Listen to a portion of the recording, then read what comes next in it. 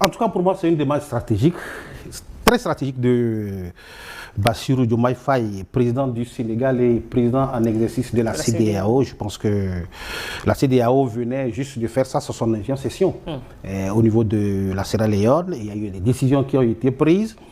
Et ces décisions, je dirais, concernent également toute la sous-région, toute la bande sahélo-sahélienne, dont les pays de l'AES ne sont pas exclus, c'est-à-dire qu'ils en font partie. D'abord, au niveau de la 69e session, il y a eu le problème de la monnaie qui s'est posé. N'oubliez pas que les trois pays, quand bien même ne font plus partie de la CEDEAO, ils font partie de l'UMOA, donc la même monnaie qui circule, le franc CFA qui circule dans ces pays. Donc il y a ce défi-là que Bassirou Diomaye Faye doit quand même relever, puisqu'il a été annoncé qu'en 2027, il y aura le lancement. La monnaie sera éco. Et n'oubliez pas que les trois pays de l'AES étaient aussi dans une logique. La logique qui consistait à, en tout cas, ce sont les informations pour le moment, la logique qui consistait à battre leur propre monnaie. Alors là, je crois que c'est un défi que le président en exercice de la CEDEAO doit quand même relever durant son mandat. Ça, c'est le premier. L'autre défi, c'est quand même la sécurité. Et nous le savons tous, nous savons dans quelle situation se trouve aujourd'hui le Mali, le Niger et le Burkina Faso. C'était pour Bassirou Diomaye Faye une manière quand même de leur dire, quoi qu'il en soit, la CEDEAO est avec vous. L'organisation que je viens de prendre, dont je viens de prendre les rênes, est avec vous en matière de sécurité et nous devons le faire. D'ailleurs, il a dit dans cette... La CEDEAO dont vous vous êtes retiré oui. est à vos côtés? Oui, justement. Il a dit d'ailleurs, puisque dans son discours, il a fait savoir que c'est vrai qu'aujourd'hui, les autres sont dans une confédération, mais lorsqu'il y a fissure, et c'est ça moi, qui m'a intéressé, lorsqu'il y a fissure, l'ennemi ou ceux qui aimeraient voir les pays de la CEDEAO avoir des soucis en profitent. Donc je pense qu'il a bien choisi ses mots et ce n'est pas pour rien qu'il a choisi premièrement le Mali pour le faire. Donc je pense qu'aujourd'hui c'est très important que Bassirou Diomaye Faye puisse faire une telle démarche. Et puis n'oubliez pas, en faisant une telle démarche, il vient de prendre l'organisation de la CEDEAO, une grande organisation, il va s'affirmer non seulement sur le plan international, mais également en interne. N'oubliez pas, il y a une politique interne qui se déroule aujourd'hui au niveau du Sénégal et lorsqu'il le fait, c'est une manière pour Diomaye Faye de s'affirmer. Et ça va agir en matière de politique extérieure par rapport à désormais son adversaire qui est Sonko. Alors je ne comprends pas l'assurance avec laquelle vous parlez. Oui, étonnant. Quand je parle de quelque chose, je suis sûr de quelque chose parce que je sais que ça va se réaliser. Vous vous rappelez, lorsque je vous disais entre-temps que c'était une YouTube qui est consommée, j'étais avec certains confrères sur le plateau ici, mais certains ne voulaient pas le croire. Je vous ai dit, ça fait banalement 2 mois ou bien 3 mois, j'étais sûr que c'était une rupture qui était consommée. Aujourd'hui, les faits me donnent raison. Donc, c'est pour dire quoi? C'est pour dire qu'aujourd'hui, sur le plan international, Bassirou Diomaye Faye, contrairement à ce que les gens peuvent dire, c'est un fin politicien. Lorsqu'il a entamé une telle tournée, il s'affirme sur le plan international et sa voix, c'est un effet, c'est pour donner un message clair à désormais celui que moi je considère également comme étant son adversaire politique au plan interne. Alors, Credo, est-ce qu'il s'agit pour vous d'un simple déplacement symbolique de bon voisinage ou d'un véritable tournant diplomatique, la visite du président de la République du Sénégal, Bassirou Diomaye Faye, au Mali? Non, je crois que la simple visite avait été faite le 30 mai 2024, quand Diomaye Faye était arrivé au pouvoir. Donc, il a fait une démarche solitaire vers le Mali pour renforcer la coopération, même si en ce moment, donc, on l'avait pris pour un éclaireur. Donc les simples visites ne se répètent pas? Non, les simples visites. Et je crois qu'avec son chasuble aujourd'hui de président de la conférence des chefs d'État de la CEDEAO, ça donne une autre dimension à la chose. Donc c'est là où je partage l'avis de M. Tchaboré lorsqu'il a évoqué le côté stratégique de cette visite. Mais je voudrais dire que le côté stratégique s'explique par ce besoin de renforcer la coopération entre la CEDEAO et l'Alliance des États du Sahel. Et même si avec les anciens dirigeants, si on peut les appeler, de la CEDEAO ou de la Commission position de la CEDEAO, avec ce renouveau, donc il y a ce besoin de toujours trouver un couloir de discussion entre la CEDEAO et l'AES. Le second volet même de la visite de Diomaye Faye, donc au-delà de tout, il est en train de positionner le Sénégal comme l'un des acteurs aussi de dialogue dans l'espace régional.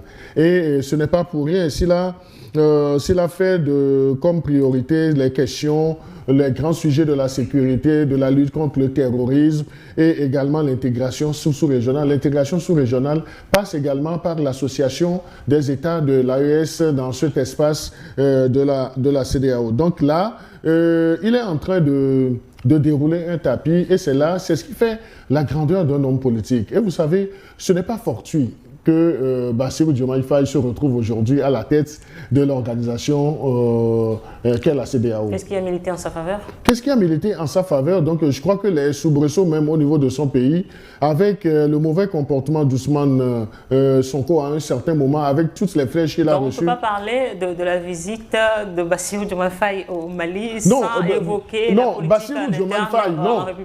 Moi, je reviens sur le sujet, ou bien sur le différent Ousmane Sonko, Bassirou Diomaye Faye, avec la cession de Diomaye Faye à la présidence de la conférence des chefs d'État de la CEDEAO. Et cela lui donne un poids. Donc vous avez de l'intérieur son pouvoir.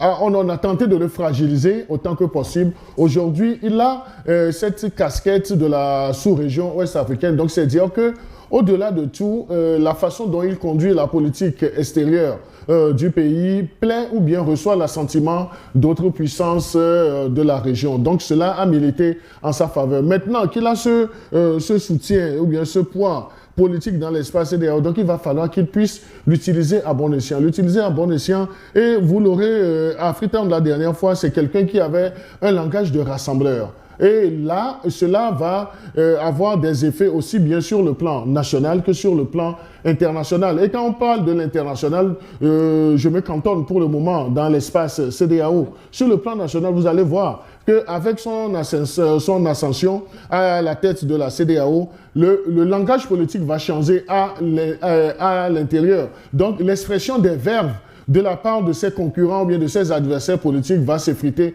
un tant soit peu. Donc la contestation ou bien les flèches vont lui être toujours lancées. Mais aujourd'hui, donc c'est comme s'il a obtenu encore un autre gilet pare-balles.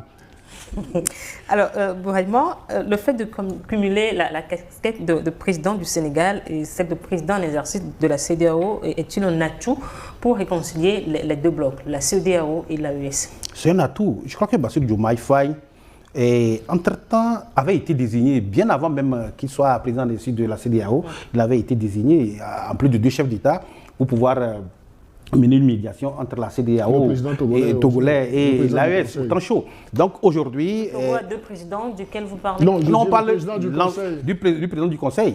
Donc, et c'est l'homme de dialogue de médiation. C'est ça. Donc je pense que par rapport à votre question, cela donne aujourd'hui des avantages à Bassirou Diomaye Faye de pouvoir mener une telle démarche. Et vous savez, avec sa visite et avec sa posture, ça donne aussi l'assurance à ces pays de l'AES par rapport au fait que ce rapprochement peut être bénéfique. Ça leur donne une assurance, une certaine confiance en quelque sorte, de voir que les pays aujourd'hui membres de la CEDEAO ont changé de paradigme, ou ont changé de vision vis-à-vis d'eux, et ça permettra quand même ce rapprochement entre la CEDEAO et l'AES que chacun de ces pays veut aujourd'hui. Vous êtes d'accord avec moi qu'avec l'AES,